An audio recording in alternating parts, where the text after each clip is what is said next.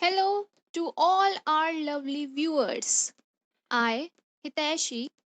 And I, Kungi, welcome you all to your own channel, Explorer on the Way. So let's get deep into our minds to pull out the best in us. With that said, without any further delay, let's see what we are up to today. अब तक हम पढ़ चुके हैं different types of numbers के बारे में, number line के बारे में और रैशनल नंबर्स के बारे में। रैशनल नंबर्स की हमने डेफिनेशन पढ़ी थी और हमने ये पढ़ा था कि rational numbers do not have a unique representation in the form p by Q. अब हम इसके आगे कंटिन्यू करेंगे। तो सबसे पहले तो ये है कि अगर हमें बोला जाए कि p बाई क्यू कोई रैशनल नंबर है या हमें p बाई क्यू को नंबर लाइन पे रिप्रेजेंट करना हो, तो हम दो चीजें अज्यूम करके चलते हैं। First, q is not equals to 0। ऐसा क्यों? क्योंकि ये कंडीशन हमने रैशनल नंबर्स की डेफिनेशन में पढ़ी थी। और दूसरा, हम ये मान के चलते हैं कि p और q में कोई भी कॉमन फैक्टर नहीं होगा एक्सेप्ट 1। मतलब हम ये भी कह सकते हैं कि p एंड q आर को प्राइम। तो को प्राइम का क्या मतलब होता है? को प्राइम का मतलब होता है no common factor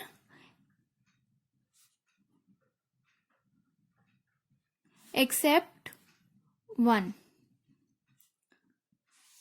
but again, अगर हमें बोला जाए कि 1/2 को नंबर लाइन पे रिप्रेजेंट करो, 10/20 को करो, 25/50 को करो, 100/200 को करो, या ऐसे ही और भी हमें रैशनल नंबर्स दे दिए जाएं, तो अब 10/20 की सिंपलेस्ट फॉर्म क्या होती है? 1/2। 25/50 की भी सिंपलेस्ट फॉर्म 1/2 होती है। 100/200 की भी सिंपलेस्ट फॉर्म 1/2 होती है। तो अगर हमें इनमें से किसी भी नंबर को नंबर लाइन पे रिप्रेजेंट करना हो तो हम 1/2 को ही रिप्रेजेंट करेंगे नंबर लाइन पे। हम 10/20 को नहीं करेंगे या 25/50 को। उसके लिए हम 1/2 जो वैल्यू है उसी को रिप्रेजेंट करेंगे नंबर लाइन पे। ऐसा हम क्यों कर रहे हैं? क्योंकि इन फ्रैक्शंस की मतलब इन रैशनल नंबर्स की जो सिंपलेस्ट फॉर्म है वो 1/2 ही है। अब हम देखते हैं कि हमने अब तक जो भी पढ़ा है इस पे किस टाइप के क्वेश्चंस बन सकते हैं। फर्स्ट टाइप ऑफ क्वेश्चन है represent 5/3 and -5/3 on the number line. इसमें क्या है? 5/3 रैशनल नंबर है, -5/3 भी रैशनल नंबर है। अब अगर हम इनके साइंस हटा दे तो इनकी जो वैल्यू है वो सेम है 5/3, बस एक हम पॉजिटिव ले रहे हैं एक नेगेटिव ले रहे हैं, इतना ही फर्क है इसमें। और हमें इसे नंबर लाइन पे रिप्रेजेंट करना है। तो ऐसे क्वेश्चंस में हमें क्या करना है? सबसे पहले तो हमें एक लाइन ड्रॉ करनी है। स्केल और पेंसिल की हेल्प से ही ड्रॉ करेंगे हम लाइन को।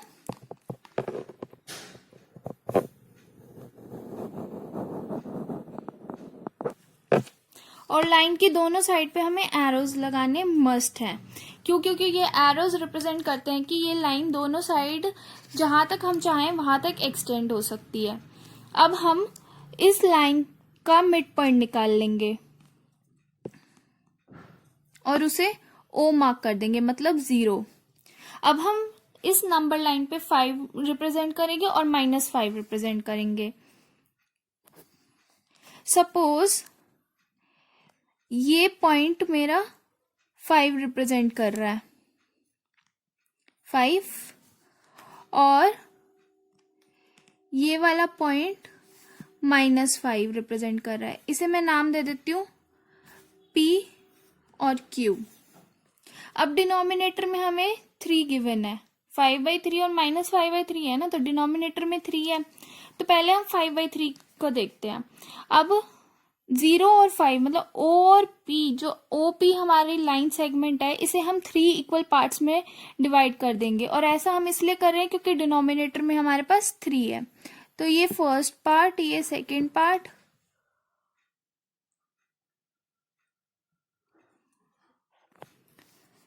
फर्स्ट जो हमने मार्किंग करी है और जो सेकेंड करी है, यहाँ पे मैंने 1 सेंटीमीटर का डिस्टेंस लिया, यहाँ पे 1 सेंटीमीटर का, यहाँ भी 1 सेंटीमीटर का, तो इक्वल डिस्टेंस पे हैं सारी मार्किंग्स।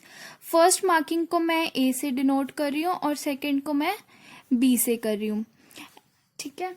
अब हमें 5/3 चाहिए, तो जो ये फर्स्ट मार्किंग है ए, ये हमारे 5/3 रिप्रेजेंट कर रहे हैं। और ऐसा क्यों है?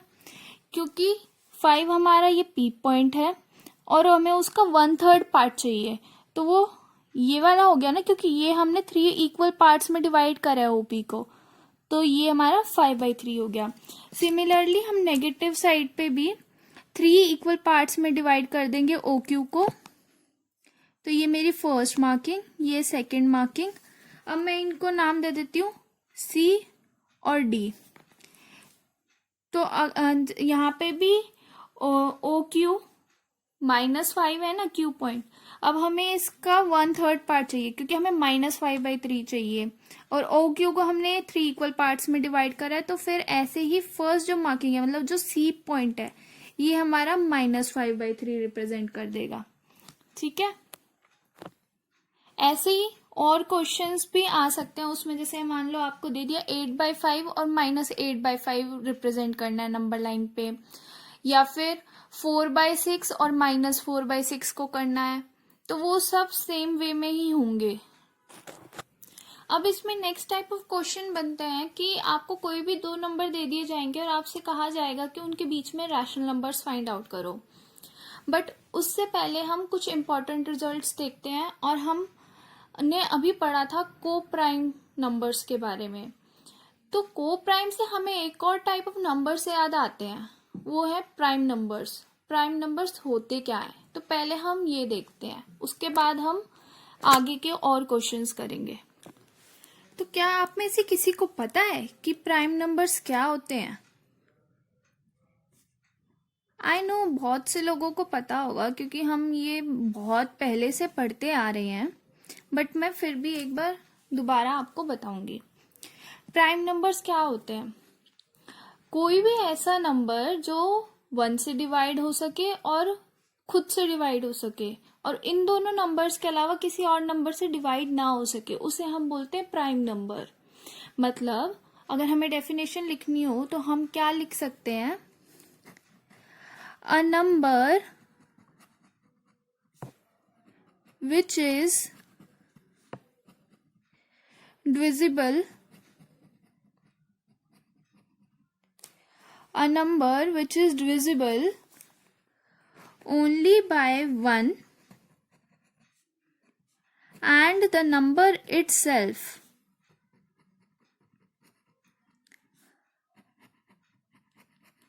is called a prime number. तो इसके एग्जाम्पल क्या हो सकते हैं? ऐसा नंबर जो कि सिर्फ 1 से डिवाइड हो सके और खुद से। तो एग्जाम्पल हो सकता है इसका 2,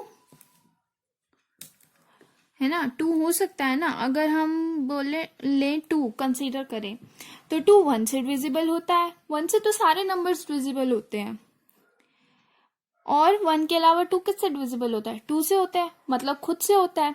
बट क्या इन 1 और 2 के अलावा 2 किसी और नंबर से डिवाइड हो सकता है? नहीं हो सकता। तो इससे क्या पता चला हमें कि 2 एक प्राइम नंबर है। सिमिलरली अगर हम बात करें 3 की, 3 भी 1 से डिवाइड हो सकता है और 3 खुद से भी डिवाइड हो सकता है, बट 1 और 3 के अलावा 3 किसी से भी डिविजिबल नहीं है, तो 3 भी एक प्राइम नंबर हो गया। ऐसे ही अगर हम कंसीडर करते हैं 11 भी 1 से डिविजिबल है। अभी जैसे मैंने बताया 1 से तो सारे नंबर्स डिविजिबल होते हैं, तो चाहे हम 1 लें, चाहे 11 लें, चाहे 100 लें, कोई भी नंबर लें, वो सारे 1 से तो डिविजिबल होंगे ही होंगे। तो अब 11 1 से तो है ही है, और सारे नंबर्स खुद से भी डिविजिबल होते हैं, तो 11 खुद से भी है। तो हमें चेक क्या करना है कि इन दोनों के अलावा किसी और नंबर से जो हमें नंबर गिवन है वो डिवाइड हो सकता है या नहीं। तो क्या 11 1 और 11 के अलावा किसी और नंबर से डिवाइड हो सकता है? नहीं हो सकता। मतलब 11 भी सिर्फ 1 और खुद से ही डिविजिबल होता है, तो 11 भी एक प्राइम नंबर है। ऐसे ही हम बहुत सारे प्राइम नंबर्स फाइंड आउट कर सकते हैं। आई होप आपको समझ आ गई होगी डेफिनेशन। तो अब इसके बाद जो हमारे कुछ इम्पॉर्टेंट रिजल्ट्स हैं, हम वो देखते हैं। फर्स्ट रिजल्ट है हमारा every natural number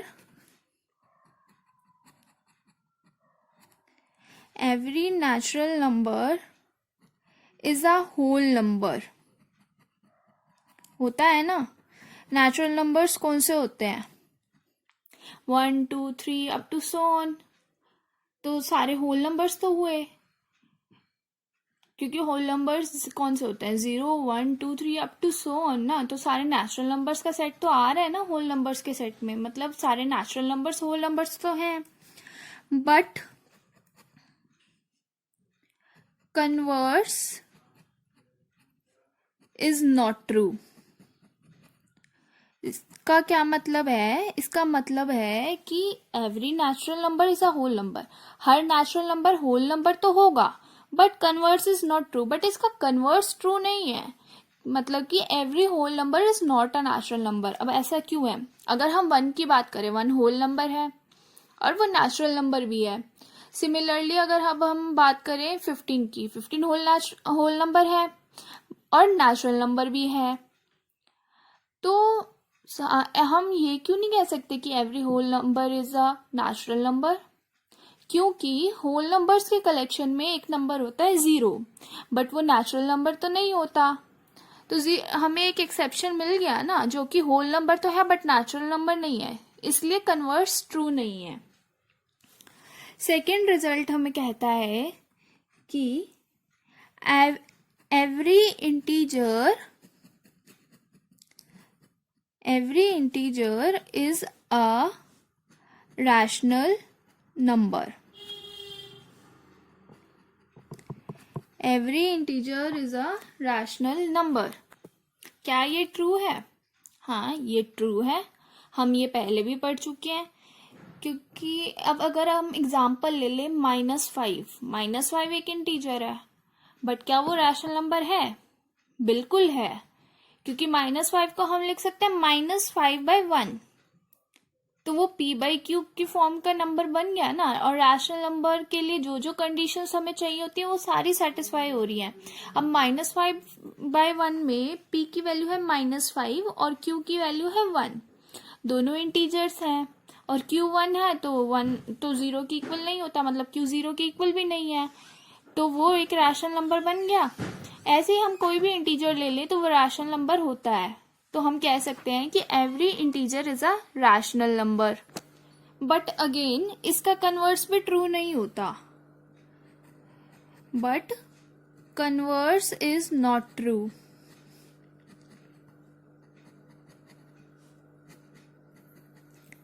इसका क्या मतलब हुआ कि every rational number is not a integer. अब ऐसा क्यों है, अगर हम बात करें 3/5 की, अगर हम एग्जाम्पल ले लें 3/5, तो 3/5 रैशनल नंबर है, राइट. बट क्या ये एक इंटीजर है? नहीं, क्योंकि इसकी जो वैल्यू आएगी वो पॉइंट्स में आएगी, तो वो इंटीजर तो नहीं हुआ ना, तो कन्वर्स ट्रू नहीं हुआ. मतलब every rational number is not an integer, but every integer is a rational number. ठीक है, ये दोनों रिजल्ट्स आपको पता होने चाहिए. ओके, अब हम देखते हैं नेक्स्ट टाइप ऑफ क्वेश्चंस क्या हो सकते हैं. जैसे मैंने अभी बताया था कि आपको कोई भी 2 नंबर्स दे दिए जाएंगे और आपको कहा जाएगा कि उन दोनों नंबर्स के बीच में रैशनल नंबर्स फाइंड आउट करो. तो अब हम उसी टाइप के क्वेश्चंस देखते हैं. सपोज हमें क्वेश्चन दे रखा है, find a rational number between -2 and 6. तो अब हमें -2 और 6 के बीच में एक रैशनल नंबर निकालना है. -2 रैशनल नंबर है, 6 भी रैशनल नंबर है. अब अगर हमें कोई भी 2 रैशनल नंबर्स दे दिए जाएं x and y such that x less than y, तो हमें पता है कि इनके बीच में एक रैशनल नंबर एग्जिस्ट करता है x + y/2. मतलब x और y रैशनल नंबर है, मतलब q में बिलोंग करते हैं, और x लेस देन y है, तो x + y/2 भी q में बिलोंग करेगा, मतलब रैशनल नंबर होगा. तो अब यहाँ पे हम यही रिजल्ट यूज कर सकते हैं. x की वैल्यू हो गई 2 और y की वैल्यू हो गई 6, तो -2 + 6 बाई 2। तो कितना हो गया 4/2, मतलब हम कह सकते हैं 2। तो हमें एक रैशनल नंबर मिल गया -2 और 6 के बीच में 2। आप चेक भी कर सकते हो कि 2 एक रैशनल नंबर है। कैसे? क्योंकि 2 को हम लिख सकते हैं 2/1। तो यहाँ पे p की वैल्यू हो गई 2, q की हो गई 1, दोनों इंटीजर्स हैं और q is not equals to 0। तो 2 एक रैशनल नंबर है और वो -2 और 6 के बीच में लाई करता है। ठीक है, अभी तो हमने फाइंड आउट करा सिर्फ एक ही rational number between -2 and 6, but ऐसे ही वो आपको ये भी तो कह सकता था कि find 5 rational numbers between -2 and 6।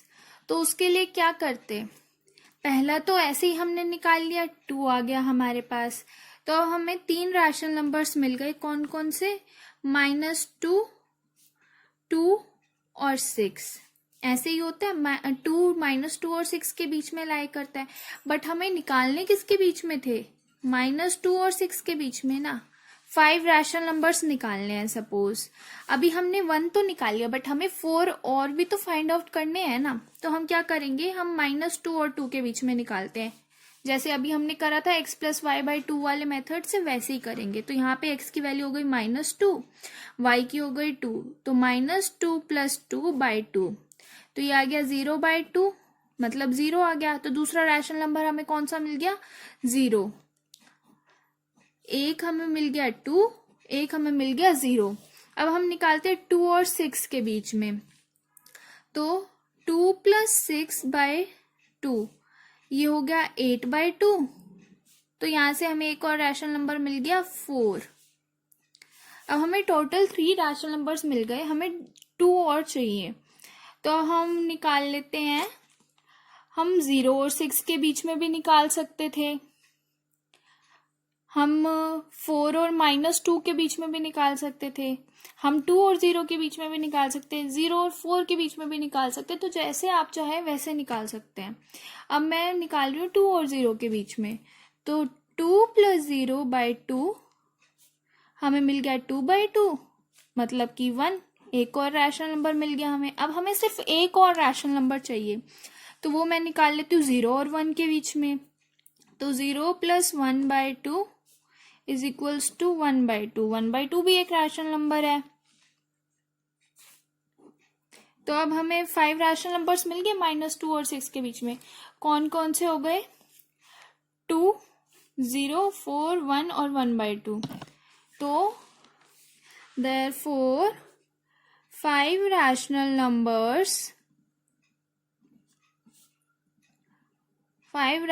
numbers between -2 and 6 are, अब हम इन्हें असेंडिंग ऑर्डर में लिखेंगे। तो हमें कौन कौन से मिले हैं? 2, 0, 4, 1 और 1/2। तो सबसे पहले तो आ जाएगा 0, फिर आ जाएगा 1/2, 1, 2 एंड 4। 1, 2, 3, 4, 5 हो गए 5 रैशनल नंबर्स। और ये पांचों रैशनल नंबर्स -2 और 6 के बीच में लाई करते हैं, ये तो आपको पता ही है। और हमने असेंडिंग ऑर्डर में भी लिखे हैं। तो एक मेथड तो था ही ये, बट हमारे पास और भी मेथड्स हैं जिनसे हम रैशनल नंबर्स फाइंड आउट कर सकते हैं। अब हम रैशनल नंबर्स फाइंड आउट करने के लिए जो दूसरे मेथड्स हैं वो देखते हैं नेक्स्ट क्वेश्चन की हेल्प से। नेक्स्ट क्वेश्चन है हमारे पास, find 5 rational numbers between 1 and 2। तो एक मेथड तो था कि जो हमें नंबर्स दे रखे हैं जिनके बीच में हमें रैशनल नंबर्स फाइंड आउट करने हैं, हम उन दोनों का सम निकाल के और उसे 2 से डिवाइड कर लेते हैं। अब जो नेक्स्ट मेथड है उसमें है कि हमें अब 5 रैशनल नंबर्स फाइंड आउट करने थे ना। तो हम 1 और 2 को 5 + 1 कितना होता है? 6 होता है। तो 1 और 2 को हम रैशनल नंबर्स के फॉर्म में लिखेंगे, बट वो रैशनल नंबर्स ऐसे होंगे कि उनका डिनोमिनेटर 6 हो। तो 1 को हम क्या लिख सकते हैं? 6/6 लिख सकते हैं। डिनोमिनेटर में 6 आ गया और ये एक रैशनल नंबर तो है ही। सिमिलरली हम 2 को लिख सकते हैं 12/6। अब 6/6 और 12/6 के बीच में हम 5 रैशनल नंबर्स कैसे फाइंड आउट करेंगे? डिनोमिनेटर तो सेम है, न्यूमरेटर में क्या है? 6 और 12। 6 और 12 के बीच में हम 5 चाहिए ना हमें, तो हम 5 नंबर्स फाइंड आउट कर सकते हैं। तो वो क्या हो गए? 7, 8, 9, 10, 11 हो गए 5 नंबर्स 6 और 12 के बीच में। अब हम इनके डिनोमिनेटर में 6 लिख देंगे, क्योंकि 1 और 2 को के डिनोमिनेटर में हमने 6 लिया है ना। तो अब 1 और 2 के बीच में 5 रैशनल नंबर्स हमें मिल गए, ये वाले 7/6, 8/6, 9/6, 10/6 एंड 11/6।